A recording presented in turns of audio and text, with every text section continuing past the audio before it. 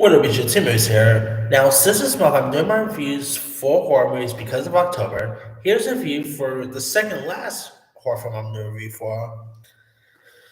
And since the holiday season on its way, I decided to do my review for a horror film that includes lots of holidays, and it's simply titled, well, Holidays.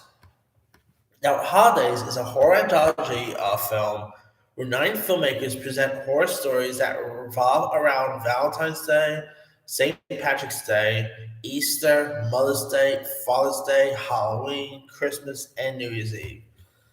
And I remember seeing, I literally saw this one in theaters back in 2016, and I thought it was a really fun little horror film. I mean, there was some of the most weirdest stuff you'll ever want to see here.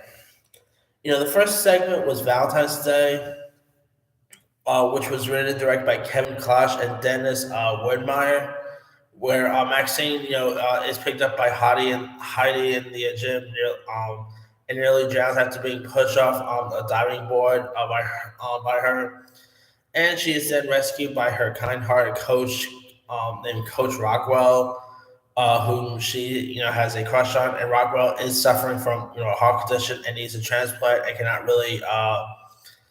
cannot do much about Heidi's bullying of Maxime because she organized a fundraiser for him. And so, after Heidi makes fun of Maxine for her crush on Rockwell, and mocking her for not being able to do anything for his alignment. Rockwell leaves Valentine's letter in her locker to console her, and Maxine, finds it and becomes aberratic, and she then stalks Heidi and chases her to a creek where she hits her, and she also even she also kills her as well. It is really a gruesome moment there, and yeah, the Maxine character gets really crazy throughout. Then there's one called St. Patrick's Day, directed by Gary Shaw, where school teacher Elizabeth is shown students a documentary about Patrick's Day. And if you ever want to see someone getting pregnant by, like, literally gets pregnant and has a snake coming out, yeah, if you're afraid of snakes, I would not recommend this one at all. Then there's another one called Easter, directed by Nicholas McCarthy, which is a little bit like in the vein of Donnie Darko in a weird way, where, while being tucked into bed at night, this little girl becomes frightened by the coming of the Easter Bunny, and the mother attempts to calm her and tries her best to explain the holiday mascot's connection to Jesus before managing to tuck her in. And she also tells her that she has to be asleep when the Easter Bunny comes because no child has ever seen them. And later the girl also gets up. She got a drink of water and discovers a crucified Jesus slash bunny, Easter bunny like creature, leaving chicks and candies for her in her living room. So you're not gonna want to look at the Easter bunny the same way after seeing this film. Then there's another one called Mother's Day, directed by Sarah Adina Smith. There's another one called Father's Day, directed by Anthony Scott Burns. The Halloween one, directed by Kevin Smith, is a really fun one too. Where, Ian hosts an internet of sex services where he abuses his boys, Holly, Bree, and Serena. And when he denies the girls wishes to celebrate Halloween, it calls them derogatory names. The girls must fight back by telling him that's a mistake to mess with three women in the form of a coven. So it becomes like a witch type story.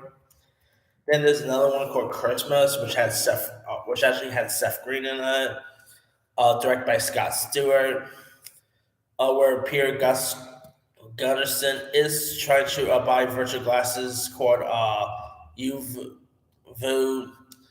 for his son, and the man And man, before him buys the last remaining stocks, despite Pierre calling it earlier, but the man suddenly has like a heart attack and can't reach his pills. And Pete starts to call for help, but after being reminded about his wife's demands, she gets glasses. He instead steals the glasses and rushes home, and of course, he dies on the scene. Where of course his wife complains about not receiving Christmas bonus. She was promised for, and so on Christmas Day, Pierre's son Bobby is overjoyed and explaining that the glasses recreate your thoughts and idea into your virtual game. So this gets pretty creepy throughout. Then last but not least, there's New Year's Eve, directed by Adam Egypt Mortimer. This features Lorenzo Izzo, Andrew Bowen, and this is maybe the craziest out of the bunch. I mean, this movie is completely nuts. Like the stories in this is really intriguing. I do love. Definitely has a bit of a feel of VHS or other horror anthologies. I mean, I really do quite like the stories they got in this. My favorite one would probably be the maybe the Easter one because we don't really get much Easter horror films. So seeing like them actually do an Easter one, I thought was really cool. The Christmas one is really decent. The Mother's Day and Father's Day one is crazy. I mean, yeah, this is like the stories arc in these films in this anthology is just nuts. It's very insane. Gets pretty gory at times. I mean, yeah, this movie is a really nutty one. But I really always I really enjoyed it when I first saw it in theaters back in 2016. I remember seeing this at AMC Empire 25 back in Times Square, and I had a fun time with it. It was a really cool horror anthology worth checking out. It's really entertaining, really cool cast, really cool group of directors involved. I mean, if you guys have never really seen Holidays, not really sure we can find it nowadays. You can mostly like rent it on Vudu, Prime Video, Apple TV. It is a really fun film, and it's really a. I remember seeing this back in April of 2016, and it's pretty much a fun film to watch during each of the holidays. So definitely give Holidays a go if you guys haven't seen it. Anyway, let me let you guys. Have you ever seen the horror anthology Holidays? If so, what star? Are you a fan? Are you not a fan of it? Favorite scenes, favorite moments? Which of the horror anthologies in this film was even your favorite? Were you a fan of the Mother's Day one, the Easter segment, the Christmas segment, etc.? Drop comments below. Don't forget to like, subscribe, hit that bell for notification. This is Henry signing off.